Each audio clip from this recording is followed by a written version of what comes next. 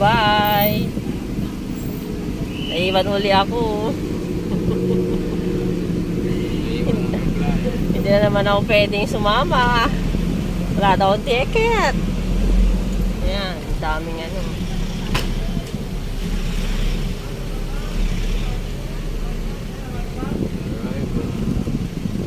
Parang taba ako sa damit ko.